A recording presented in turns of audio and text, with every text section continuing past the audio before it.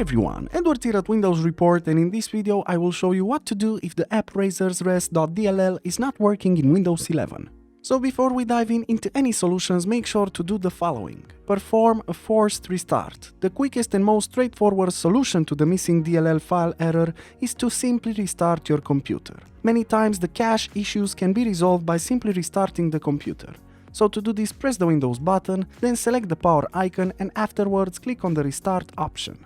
But however, if some DLL files are missing, you might be unable to restart your computer.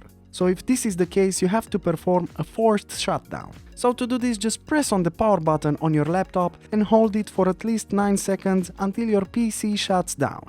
Afterwards, simply press again on the power button to start the PC. You can then check if the problem still persists.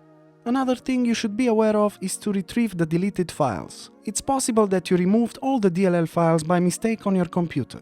So if this is the case, just make sure to double-click on your recycle bin and check for the file and restore it. Then you can simply restart your PC and check if the issue is resolved.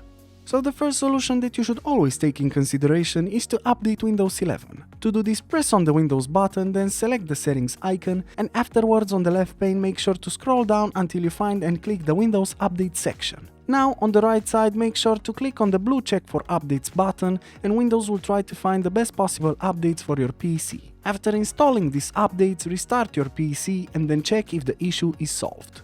Another useful solution is to run the SFC scan. To do this, press the Windows button, then simply type cmd and then run command prompt as an administrator.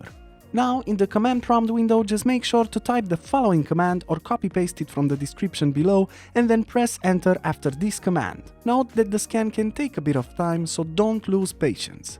Afterwards, just restart your PC and then check if the issue is solved. And lastly, another great solution is to use the startup repair. You can access the advanced startup menu in two ways. The first one is more physical, so it demands your PC and your laptop. What you have to do is simply shut down and start your PC at least 3 times until you enter the advanced startup menu. The other one is simply by clicking on the Windows button, then selecting the settings icon, and then on the left pane make sure to click on System, and afterwards on the right side scroll down until you find the recovery section and click on it. Now in here make sure to click on the Restart Now button next to Advanced Startup, and afterwards you will be taken to the Advanced Startup menu. In here, start by clicking on the Troubleshoot option, and afterwards click on Advanced Options, and lastly choose Startup Repair. Now Windows will enter in the startup repair mode, and afterwards it will restart, and then you can check if the issue is solved. And that's it. Plenty of solutions to consider. As usual, for more information and details, you can check the article in the description below. And if you enjoyed this video, just make sure to like and subscribe to our channel. Thank you.